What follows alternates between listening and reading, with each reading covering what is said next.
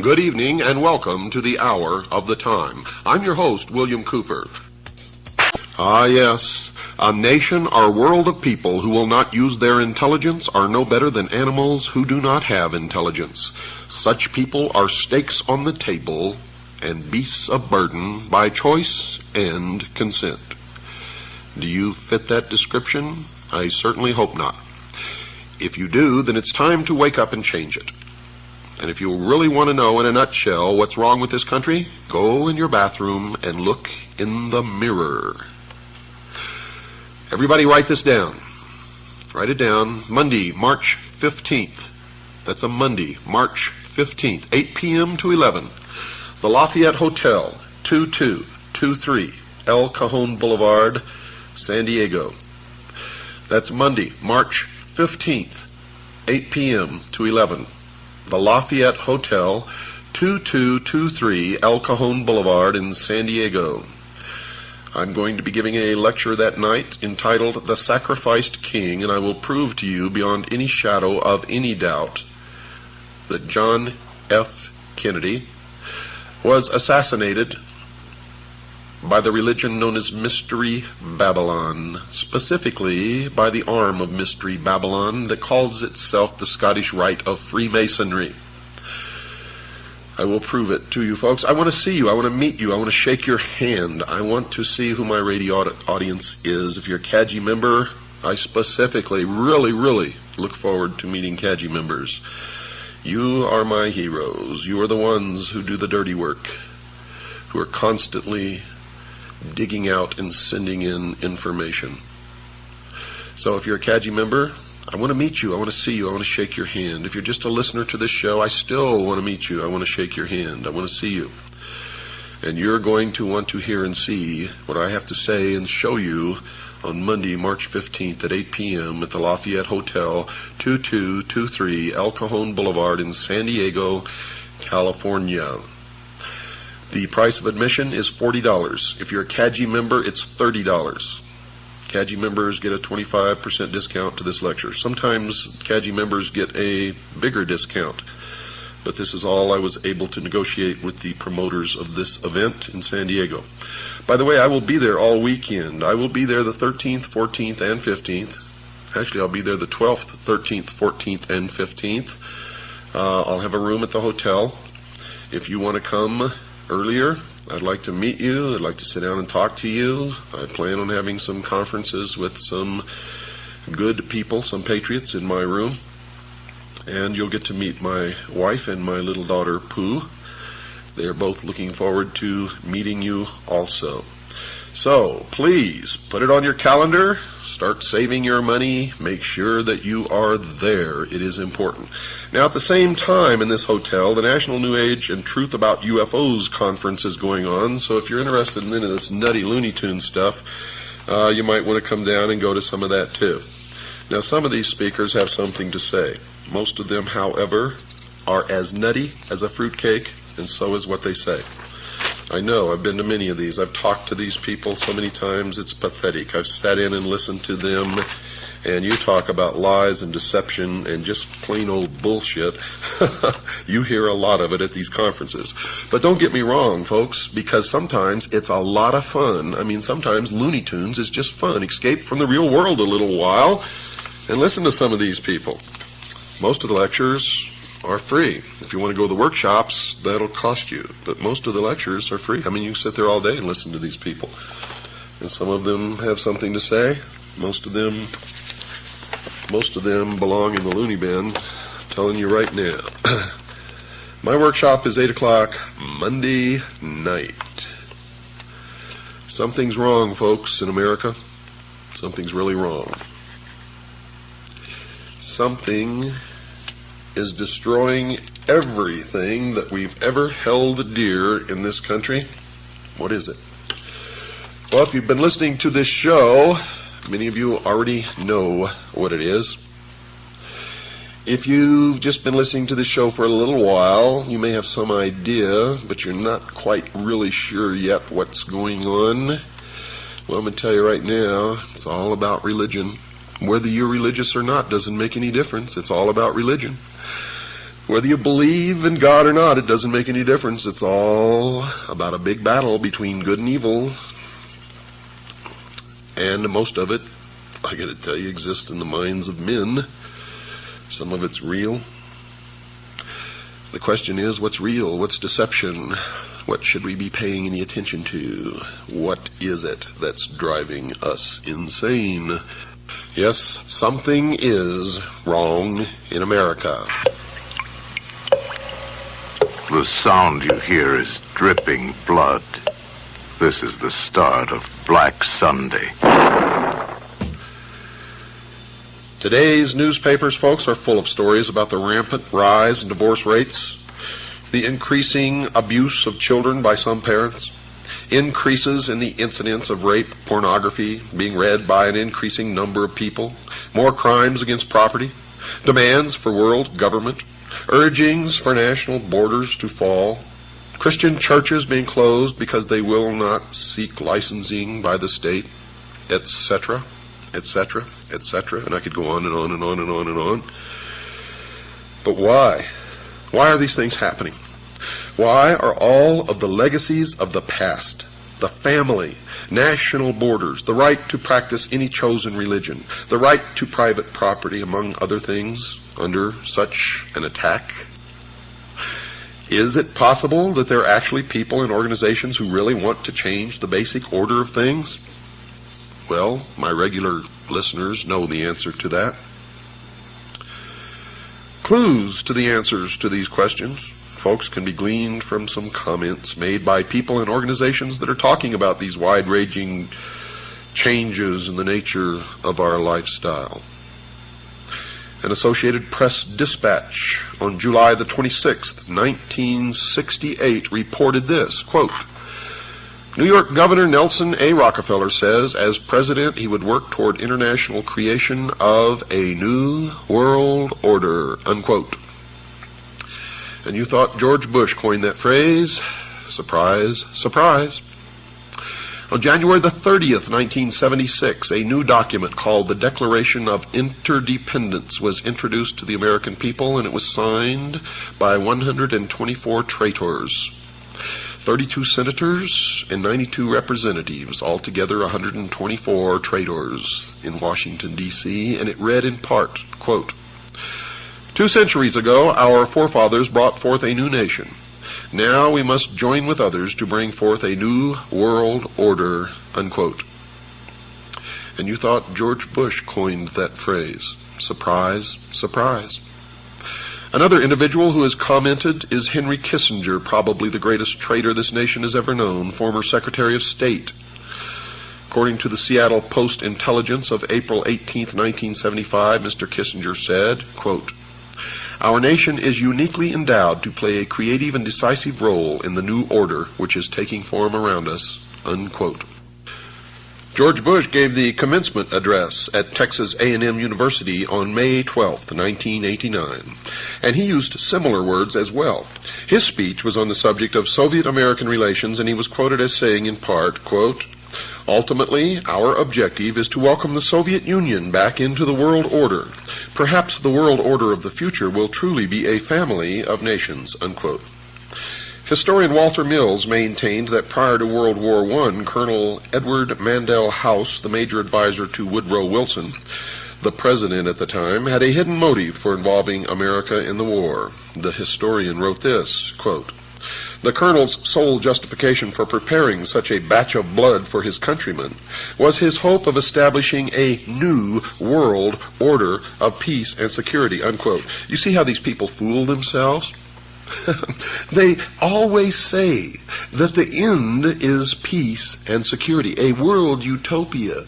But to get it, they spill more blood than ever has been spilled in history. Each time they try to bring about their utopia, the blood runs in the streets. They're liars. They're hypocrites. They're manipulators, deceivers. They're the worshipers of Lucifer. Adolf Hitler, a socialist and the head of the German government prior to and during the nation's involvement in World War II, is quoted as saying this, quote, "National Socialism will use its own revolution for the establishing of a new world order," unquote. Adolf Hitler was a socialist. Nazi means National Socialism. Hitler confided to Hermann Rauschning, the president of the Danzig Senate, quote, "National Socialism is more than a religion. It is the will to create Superman," unquote. And what is the number of the man? 666. You see, in the New World Order, only one man will be allowed to live, the new man, the illumined man, and the number of that man is 666. You will see that number increasingly all around you. You will also begin to see pyramids increasingly all around you, and the eye in the pyramid, and the eye alone, and you will see circles with a dot in the center, and you will see obelisks appearing all over the place.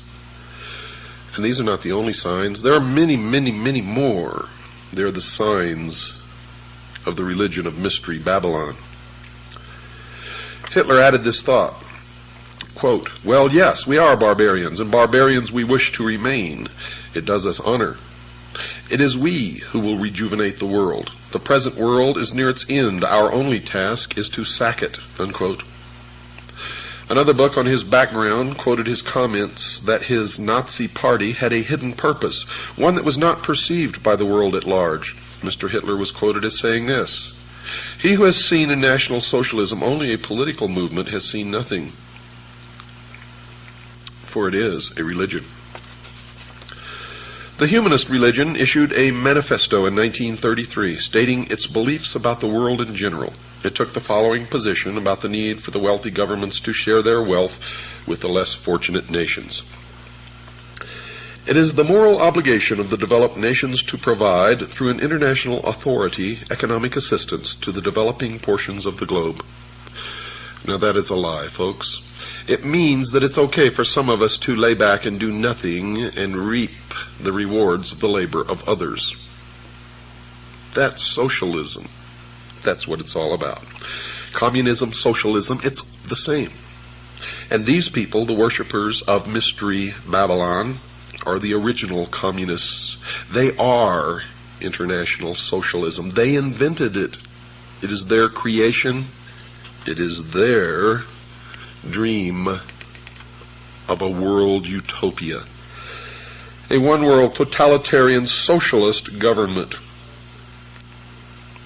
The April 1974 issue of Foreign Affairs, the quarterly periodical issued by the Council on Foreign Relations in New York, had an article in it by Richard N. Gardner, the former Deputy Assistant Secretary of State for International Organizations in the Lyndon Johnson and John Kennedy administrations, and he stated this, quote, "We are likely to do better by building our house of world order from bottom up rather than from the top down.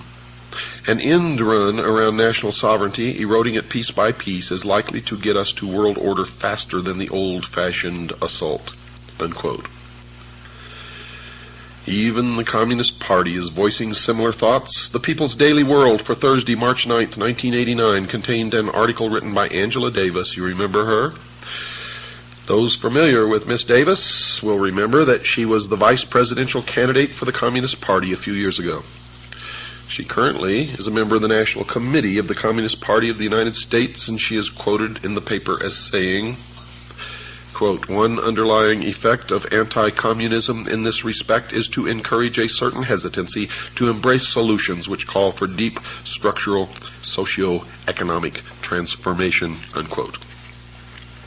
Another communist, Alexei Kovylov, spoke at an evening meeting held at Windstar, Colorado in August 1985 and gave the participants in attendance a surprise presentation. He spoke about the 12th World Festival of Youth and Students held in Moscow a few months prior to his lecture. He said, quote, there were 3 programs. The first was political and dealt with the various issues of peace and disarmament. The second was dedicated to environmental issues and to the new international economic order, unquote. The alleged need for a change in the basic way things are done is consistent with the teachings of the father of communism, Karl Marx. He's not really the father of communism, but it's a name that's been tagged onto him. You see, he was just a hack writer hired by the mystery religion of Babylon to write the Communist Manifesto. It was not his idea, but he's reaped the benefits of it, if you can call them benefits. But he co-authored the Communist Manifesto with Frederick Engels, another hack writer, in 1848. Mr. Marx wrote that the communists, quote, openly declare that their ends can be attained only by the forcible overthrow of all existing social conditions, unquote. Nesta Webster, a writer on the subject of conspiratorial organizations in the past, wrote this in her book entitled Secret Societies, quote, the revolution desired by the leaders of world revolution is a moral and spiritual revolution, an anarchy of ideas by which all standards set up throughout 19 centuries shall be reversed, all honored traditions trampled underfoot, and above all, the Christian ideal finally obliterated, unquote. Some of the Catholic popes in the past have commented on the major changes coming in the future. One such pope was Pope Pius XI, who wrote the following in 1937. Communism has behind it occult forces for which a long time have been working for the overthrow of the Christian social order, unquote. One of the popes who preceded him, Pope Pius IX, wrote this in November 1846 about the changes that he saw in the future. Quote, that infamous doctrine of so-called communism is absolutely contrary to the natural law itself, and if once adopted, would utterly destroy the rights, property, and possessions of all men, and even society itself, unquote. Now, don't get all worked up about what the Pope says, because they have succeeded now with this Pope in putting one of their own upon the throne of the Vatican. It had long been their dream, and now it is true. And the bans have been lifted against Catholics joining secret societies. And many of the hierarchy of the Vatican belong to the secret societies, the Freemasons, Propaganda 2, etc., etc., etc. You will find an obelisk, the symbol of the phallus, the penis of Osiris, in the Vatican courtyard. If you don't believe me, go look. Another individual who wrote about the future was Dr. Jose Arguelles of an organization known as the Planet Art Network. Dr. Arguelles wrote, quote, also implicit in all these events is a call for another way of life, another way of doing things, a redistribution of global wealth. In short, a new world order, unquote. Now, just what the future society was that these people are talking about was described in a brief manner by Marilyn Ferguson in her book entitled The Aquarian Conspiracy, and she wrote this, quote, the new world is the old, transformed, unquote. Another clue about what is in store for the future world was offered by Dr. James H. Billington, who received his doctorate as a Rhodes Scholar. Where have you heard that before? You have a Rhodes Scholar sitting in the Oval Office right now. Received his doctorate as a Rhodes Scholar at Oxford University and has taught at Harvard and Princeton universities. He wrote this in his book entitled Fire in the Minds of Men. Quote, this book seeks to trace the origins of a faith, perhaps the faith of our time. What is new is the belief that a perfect secular order will emerge from the forcible overthrow of traditional authority, unquote. You hear that? They believe a perfect secular order will emerge. Nothing perfect will ever emerge from the minds of imperfect men, and no men will ever be ruled by other imperfect men in any kind of a perfect utopian order, secular or otherwise. That is why we must be eternally vigilant. Eternally vigilant. That these future changes would involve force and slavery was confirmed by B.F. Skinner, chairman of the psychology department at Harvard University. In his book entitled Beyond Freedom and Dignity, Dr. Skinner has been called the most influential of living American psychologists by Time magazine. So the world should listen to the professor when he speaks. The magazine told the reader what the message of Professor Skinner's book was. Quote, "We can no longer afford freedom, and so it must be replaced with control over man, his conduct, and his culture," unquote. Not long ago in the Los Angeles Times, there was an article called 10 Forecasts for the Coming Decade. One of these was chemical or electronic implants to control individual behavior on a 24-hour basis. Another student of these changes is Alvin Toffler, who wrote this in his book entitled The Third Wave. And you should read everything that he's written, by the way, because what he's writing is what is coming. Quote, "A new civilization is emerging in our lives. This new civilization brings with it new family styles, changed ways of working, loving, and living, a new economy, new political conflicts, and beyond all this, an altered consciousness as well.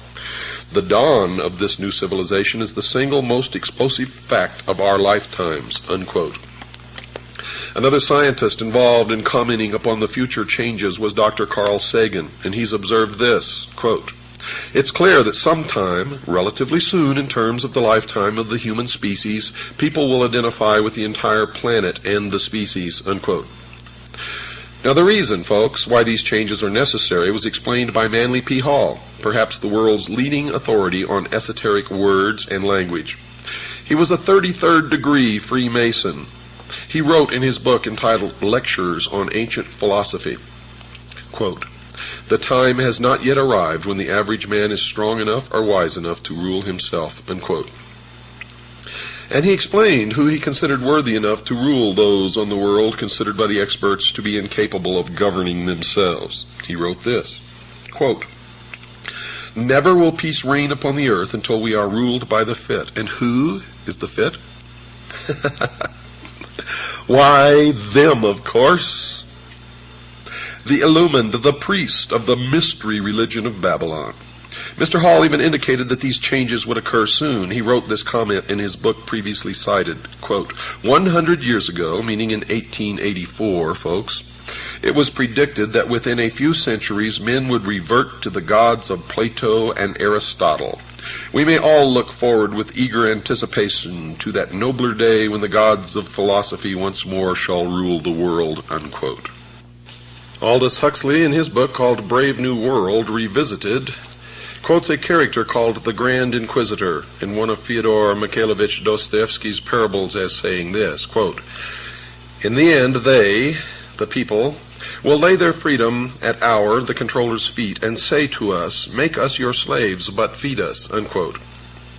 The Tucson Citizen newspaper of November the 3rd, 1988, printed a photograph of a group of people involved in a march for literacy, and it clearly demonstrated that at least some people in America are now asking their government to make them their slaves. The picture showed a demonstrator carrying a picket sign that read, quote, "Uncle Sam, we want you to support us," unquote. Mr. Huxley gave us a date when we could expect these changes to occur.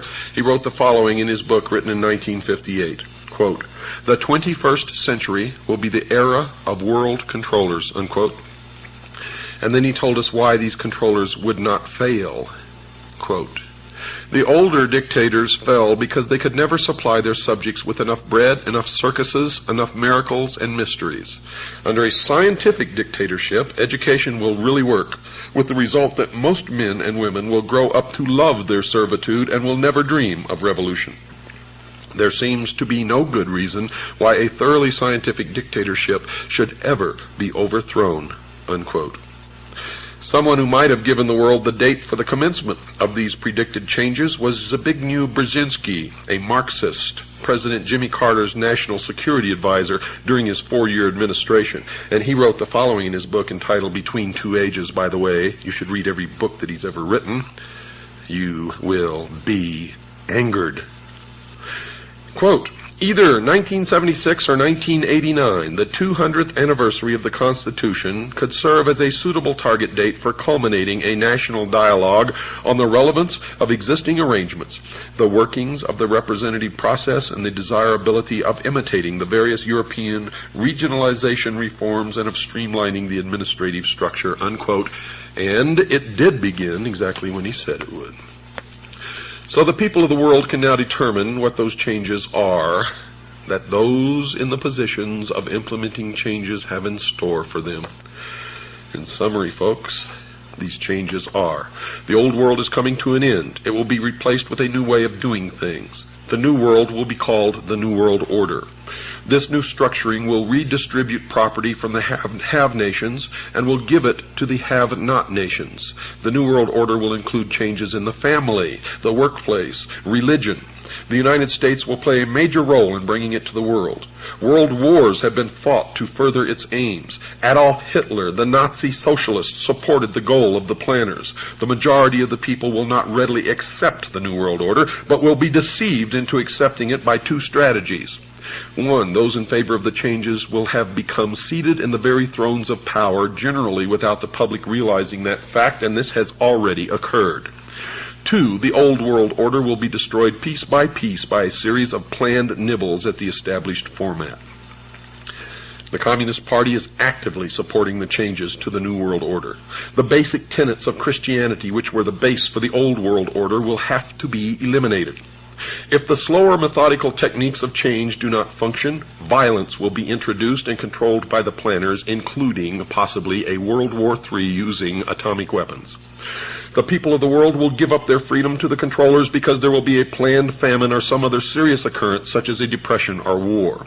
The change to the New World Order is coming shortly, folks, and it has already begun. However, if that is not the case, it will be introduced one step at a time so that the entire structure will be in place by the year 1999. We've got to take a short break. Don't go away, folks. I'll be right back after this very short pause. The Mummy. Fear will freeze you when you face it. The Mummy. Torn from the darkest tomb of the pharaohs, it rises from the quiet dust of centuries to wreak a strange vengeance against mankind. The Mummy. It tears steel bars like paper. It snaps men's spines like matchsticks. It walks through bullets like a ghost.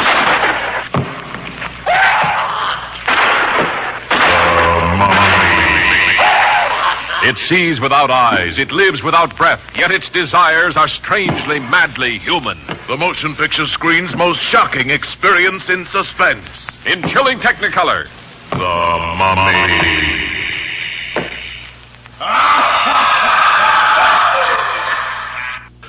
Yes, folks, something is indeed wrong in America. And many sense that changes in this nation's lifestyle are occurring.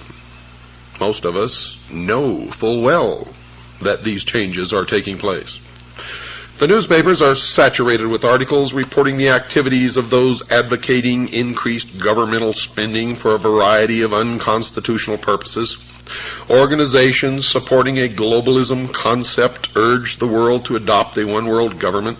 Psychologists preaching the destruction of the family unit and recommending that the society rear the nation's children. Governments closing private schools, and nations forming regional governments under which national borders are scheduled to disappear. And still the sheeple think that all of this is happening by accident, and any concept that it is being brought about by a carefully orchestrated plan is the product of crazy conspiratorialists. Since these changes appear to be part of the new philosophy known as the New World Order, anyone desiring to know the future has to become familiar with this new phrase and what it portends for the world of tomorrow, and you will quickly see that it is the result of a well thought out, well conceived, and well orchestrated plan. Indeed, it is called the Great Work. As an indication that major changes are coming in tomorrow's world, one of the current trends mentioned is the call for a one-world government. And one of those supporting this leap forward is Norman Cousins, president of the World Federalist Society, and he's on record as saying this, quote, "World government is coming. In fact, it is inevitable. No arguments for it or against it can change that fact," unquote. And I say that is a lie. 240 million Americans standing up in concert with each other, holding a rifle in their hands, can stop it instantly in its tracks. And that's the truth of why we were given the second article in amendment to the Constitution. It has nothing to do with hunting or preserving your private property. It has to do with preserving our freedom. The goal of a one-world government, folks, is not a new thought. One of the earliest formal organizations that supported the concept of that goal was the Illuminati, founded on May 1st, 1776 by Adam Weishaupt, a Jesuit priest, a professor at Ingolstadt University, a Jesuit university, a teacher of canon law. Professor Weishaupt was quoted as saying this, quote, "It is necessary to establish a universal regime and empire over the whole world," unquote. Now let me tell you the truth about the Illuminati. Adam Weishaupt did not establish the Illuminati, nor did the Illuminati die with Adam Weishaupt. Make sure you understand that. A more modern organization that supports the coming changes is the Masonic order, called simply the Freemasons, or for short, the Masons. Has nothing to do with bricklayers, folks. The term originally comes from the French, Freemason, which literally means the sons of light. This worldwide fraternity has members in America, as will be discussed, and they too support a call for a one-world government. One who has written about this secret organization is Paul Fisher, and he says this about them in his book entitled Behind the Lodge Door, quote, "Masonry will eventually rule the world," unquote. Benevolent fraternal organization. Albert Pike, and you're going to hear an awful lot about Albert Pike during this series, the sovereign grand commander of the Scottish Rite of Freemasonry here in the United States from 1850 to 1891, the man who founded the Ku Klux Klan and B'nai B'rith, wrote a book entitled Morals and Dogma. And when and if you can find that book, don't pass it up, buy it and read it. Mr. Pike has been praised by his fellow Masons as a member almost without parallel in the history of the Masonic order. He was a great friend of Giuseppe Mazzini, the ruler of the European branch of the Illuminati. Carl Cloudy himself, a Masonic writer of great esteem, wrote this about Pike. Quote, "Albert Pike, one of the greatest geniuses Freemasonry has ever known. He was a mystic, a symbolist, a teacher of the hidden truths of Freemasonry," unquote. So the outsider can know that whenever Mr. Pike speaks, he speaks with authority and knowledge. He is perhaps the greatest Masonic writer of all time, and I would add next to Manly P. Hall. His book is given to each Scottish Rite Southern Jurisdiction Freemason who is asked to read it. There seems to be a difference of opinion as to whether or not this book is still required reading for each Scottish Rite Mason, as we were told that it was given to each Scottish Rite Mason in Tucson. Other Masons say that that is not true, but you have to remember they're sworn not to reveal the secrets of the lodge, and therefore you can never trust them to tell you the truth no matter what they're telling you. But in this book, Morals and Dogma, Pike informs the new Mason about the moral teachings of the Masonic Lodge. He instructs the Masonic reader that the order will eventually be asked to rule the entire globe, and he wrote this, quote, "The world will soon come to us for its sovereigns and pontiffs. We shall constitute the equilibrium of the universe and be rulers over the masters of the world, unquote. He wrote this supportive statement in a book entitled Legenda, quote, and thus the warfare against the powers of evil that crushed the order of the temple goes steadily on, and freedom marches ever onward toward the conquest of the world, unquote. Reference to the order of the temple is reference to the Knights Templars, who were destroyed in concert by King Philip of France and Pope Clement V. And the powers of evil referred to in this paragraph is the Christian church, the Christian religion, Christianity as a whole. Let me read it to you again, just in case you weren't paying attention. Quote, and thus the warfare against the powers of evil that crushed the order of the temple goes steadily on, and freedom marches ever onward toward the conquest of the world, unquote. The order of the temple Mr. Pike was writing about was the Knights Templar, which was, according to him, quote, devoted to the cause of opposition to the tiara, the Pope's triple crown, and the crown of kings, unquote. Well, then is it any wonder that the King of France and the Pope crushed the Templars in France? For that is the only place that they were truly crushed. Mr. Pike said that the Catholic Church was a power of evil because it had crushed the Templars, even though he admitted that they were devoted to opposition to the Church and its leader, the Pope. But the major point of that quote is that these forces of opposition, presumably meaning the Masons, are marching onward toward the conquest of the world. Mr. Pike repeated his devotion to the conquest of the world with this comment at the end of his book entitled Morals and Dogma, quote, such, my brother, is the true word of a master mason, such the true royal secret which makes possible, and shall at length make real, the holy empire of true Masonic brotherhood, unquote. Now, all of you master masons out there who've been writing me letters, don't write to me anymore. You are my enemies. And if I can, I will destroy you. Don't write to me and profess your innocence, for your own have proclaimed your guilt. And if you are truly innocent, then you're just a foolish dupe, and you better get out while you can. The major worldwide movement that champions a one-world government, folks, under a religious leader is a new phenomenon occurring worldwide called the New Age movement, a creation of Freemasonry.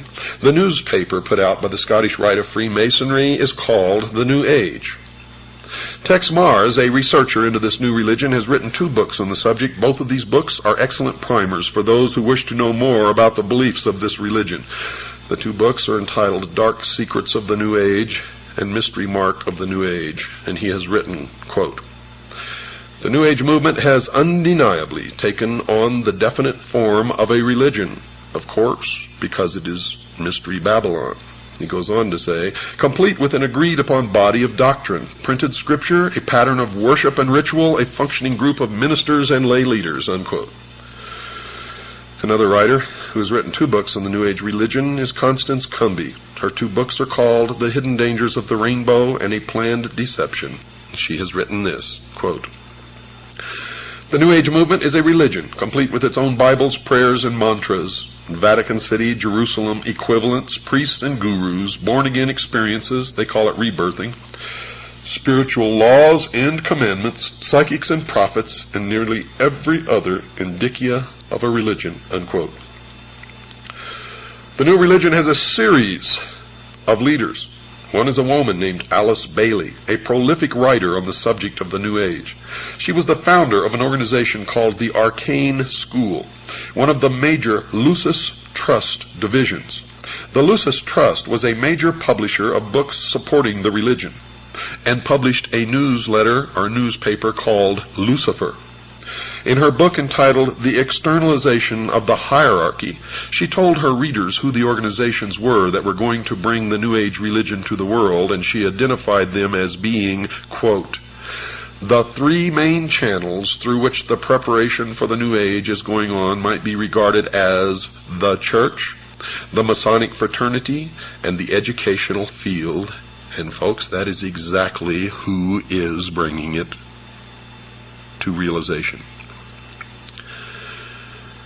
The main thrust of this program is going to be to examine only one of the three organizations mentioned by Alice Bailey, that being the Masonic Fraternity. There are numerous works by other writers, lecturers, researchers exposing the involvement of the church in the educational field in the New Age movement and in the New World Order. So I'm not going to attempt to duplicate those efforts. However, only a few are aware of the involvement of the Freemasons, and that is why I have chosen to concentrate on that organization, Mystery Babylon. And the reason I'm concentrating on that organization is because it is their members who have infiltrated the church and the educational field who control those other two organizations. So really there's only one organization that needs to be dealt with, and that is Freemasonry. Another major writer on the New Age movement is Benjamin Krim, and he admitted in his book entitled The Reappearance of the Christ and the Masters of Wisdom that, quote, the new religion will manifest, for instance, through organizations like Masonry. In Freemasonry is embedded the core of the secret of the occult mysteries, unquote. So, Masonry conceals a great mystery inside its temples, one that is connected somehow to the New Age movement. The Masons admit in some of their writings that they too are anticipating a new age, a series of major changes. Henry Clausen, the past sovereign grand commander, the equivalent of their president of the Scottish Rite of Freemasonry, has been quoted as saying this, quote, we look towards a transforming into a new age using, however, the insight and wisdom of the ancient mystics, unquote. The Masons claim that the things that they believe in are as old as the ancient civilizations. They also claim that these mystics, the ancient philosophers, had the wisdom of all ages and that somehow this knowledge has become lost through the centuries. Humanity today does not possess this knowledge, but it has become the task of the Masons and other truth seekers who turn out in every case of investigation to be liars and deceivers and manipulators, to rediscover these principles for the benefit of all mankind. Those possessing this knowledge will correct the world's current problems. Some of the Masons also claim to have identified the cause of these problems. One of the most prolific writers on the subject of this lost truth, as I have mentioned earlier, is Manly P. Hall, a 33rd degree Mason. For those unfamiliar with the Masonic degrees, all Masons in America start through what is called the Blue Lodge, consisting of only 3 degrees. A Master Mason is of the 3rd degree and really knows nothing, even though he thinks that he has been illumined, and I get letters from them all the time. I'm a Master Mason, and I never heard of any of the stuff that you're talking about. Oh, boy. It amazes me, folks. It just absolutely amazes me that people are so stupid. Drives me wild. The initiate into the Blue Lodge goes through 3 separate and different initiation ceremonies, one for each degree. After completing these ceremonies, he may stay where he is or choose to affiliate himself with either the York Rite, which has 13 degrees, or the Scottish Rite, which has 32, and then the meritorious 33rd. The latter is divided into 2 separate jurisdictions, the Southern and the Northern. And these are based primarily on state borders, and whether one joins one or the other depends on where the initiate lives. The 2 Scottish rites have an additional 29 degrees, making for a total of 32. There is one more degree called the 33rd degree, which is honorary, and only a few are invited into that degree, and to even be considered, they must perform some major work toward the completion of the great work, which is the plan to bring about the utopia on earth, the socialist dream. The York Rite has a total of 9 degrees. However, since little has been revealed about this order, we will concentrate on only the Scottish Rite, and in particular the southern jurisdiction. Well, I've since discovered that the York Rite has a total of 13 degrees, folks, not just 9. Mr. Hall has written a book entitled Lectures on Ancient Philosophy, in which he talks a great deal about the Masonic fraternity.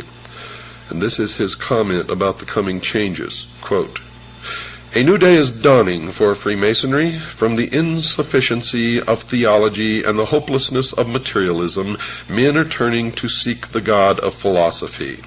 Unquote. Notice that Mr. Hall has said that current theology, obviously current religion, has proven insufficient. Also, he feels that materialism, meaning the right to private property, is also a failure. But more importantly, he points out that this new God of the Freemasons is somehow different from the God of the Jews and Christians. As will be illustrated later, some of the Masons believe that the God of the Bible is a God of evil. Helena Petrovna Blavatsky, perhaps the founder of the current New Age movement, has also determined that the Masons are somehow supportive of her religious views. She wrote this in her book entitled The Secret Doctrine. Quote, "At the end of the 18th and the beginning of the 19th centuries, many Freemasons traveled to Tibet, where they were initiated into the esoteric, defined as intended for or understood by only a chosen few as an inner group of disciples or initiates, by an esoteric order of the Masters of Wisdom." Unquote. It should be expected that she would support the Masonic fraternity. In 1875, she founded an organization called the Theosophical Society, basically dedicated to teaching the world about her new secret religion. One of the earliest members of that organization was Albert Pike, later to become the Sovereign Grand Commander of the Scottish Rite of Freemasonry. Albert Pike, who later became a 33rd degree Mason, the highest degree attainable, also saw that there were some significant changes coming and that he was supportive of those changes. He wrote the following in his book entitled Morals and Dogma. Quote, "We can look on all the evils of the world and see that it is only the hour before sunrise and that the light is coming." Unquote. Now, if Mr. Hall is right, the evils that his fellow Mason Albert Pike saw are connected to current religion, and that which is coming is somehow different from these religious views. Mr. Hall, who is mentioned previously as another 33rd degree Mason, also wrote that a new day was coming and that it was not too far into the future. Quote, "A new light is breaking in the east." The significance of the location, the east, I have already pointed out. It is the point where the sun rises. "A more glorious day is at hand. The rule of the philosophic elect, the dream of the ages, will yet be realized and is not too far distant." Unquote. So, Mr. Hall is also expecting that these changes are about to occur in the not too distant future. Someone who attempted to zero in on when these changes were expected to occur was Alice Bailey, previously mentioned. She wrote about when she thought the New Age would arrive. Quote, "Eventually there will appear the Church Universal, and its definite outlines will appear towards the close of this century." Unquote. And you have already seen the emergence of the Universalist Church. Since she wrote early in the 20th century, we can see that she was predicting the eventual arrival of the New Age sometime around the 1990s. This estimate of that date is not too far wrong, as will be demonstrated later in this series of programs. Whatever is coming in the future, some New Agers have told us that they expect that it will last for a long time. One such writer is Ruth Montgomery, who wrote that she saw that the new religion would rule the earth for 1,000 years. She wrote the following in her book entitled Herald for the New Age. Quote, "The New Age, the millennium, a millennium is a period of 1,000 years, will see an end to that strife, at least for 1,000 years." Unquote. Now, just what the New Age religion that will last for at least 1,000 years on earth, what is it? One who attempted to answer that question was Constance Cumby in her book entitled The Hidden Dangers of the Rainbow. She wrote that these were the basic tenets of the new religion. Listen closely. "The plan for the future includes the installation of a New World Messiah, the implementation of a New World government and New World religion under Maitreya, an individual who will be examined later in this series of programs. 2. A universal credit card system will be implemented as a cashless society. 3. A World Food Authority will control all of the world's food supply. 4. A universal tax. 5. A universal draft. And 6. They intend on utterly rooting out people who believe the Bible and worship God, and to completely stamp out Christianity from the face of this earth." As was discussed prior to this summary, certain people have indicated that they see the Catholic Church as an enemy. Here, Mrs. Cumby says that they see not only Catholicism as the enemy, they also see all of Christianity as an enemy. Whatever the New Agers believe in, folks, it appears to be growing in popularity. Bantam Books, one of this nation's leading publishing houses, has reported that the sales of their New Age titles has increased tenfold in the past decade.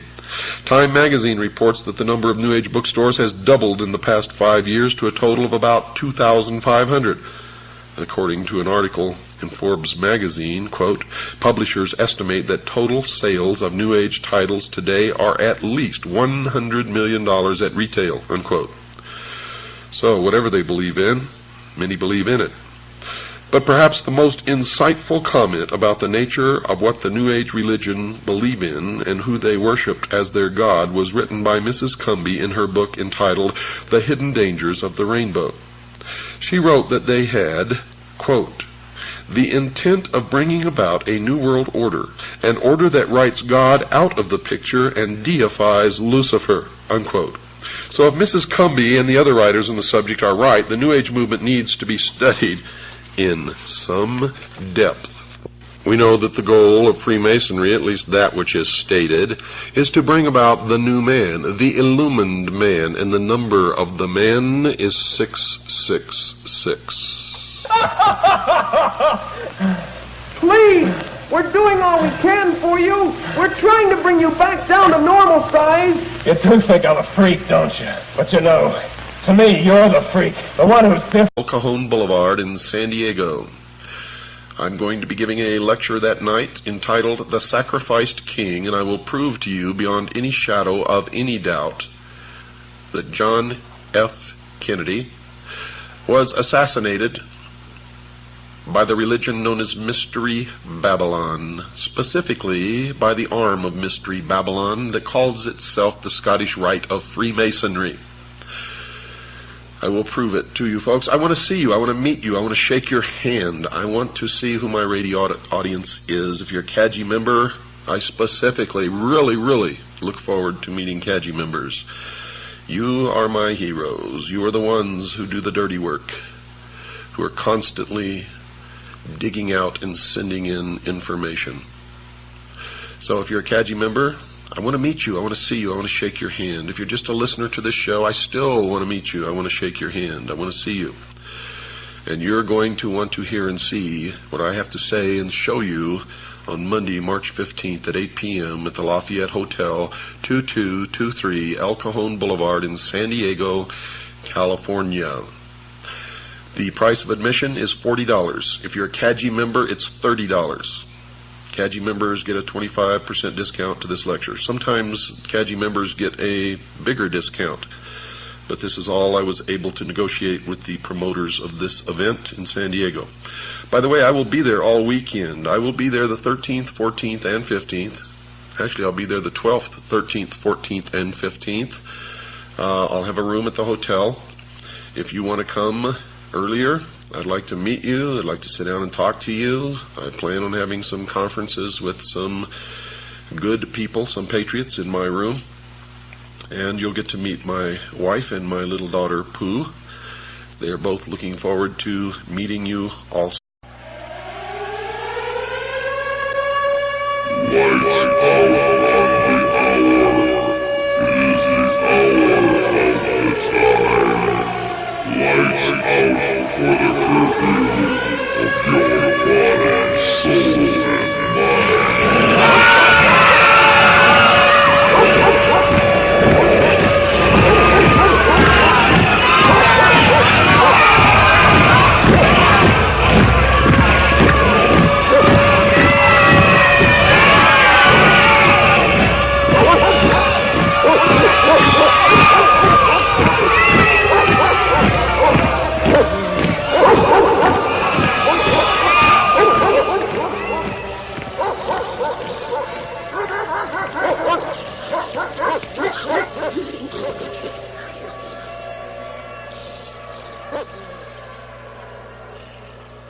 Good evening. And So, please, put it on your calendar, start saving your money, make sure that you are there. It is important.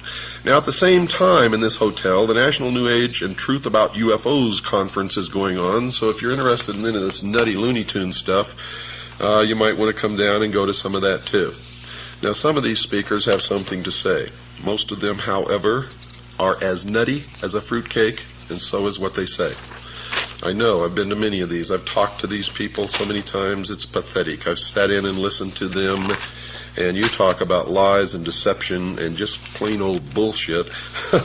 You hear a lot of it at these conferences. But don't get me wrong, folks, because sometimes it's a lot of fun. I mean, sometimes Looney Tunes is just fun. Escape from the real world a little while and listen to some of these people. Most of the lectures are free. If you want to go to the workshops, that'll cost you. But most of the lectures are free. I mean, you can sit there all day and listen to these people. And welcome to the Hour of the Time. I'm your host, William Cooper. Ah, yes. A nation or world of people who will not use their intelligence are no better than animals who do not have intelligence. Such people are stakes on the table and beasts of burden by choice and consent. Do you fit that description? I certainly hope not.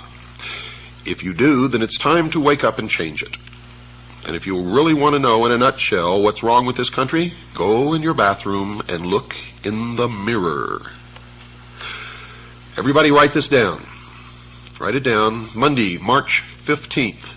That's a Monday, March 15th, 8 p.m. to 11. The Lafayette Hotel, 2223 El Cajon Boulevard, San Diego. That's Monday, March 15th, 8 p.m. to 11. The Lafayette Hotel, 2223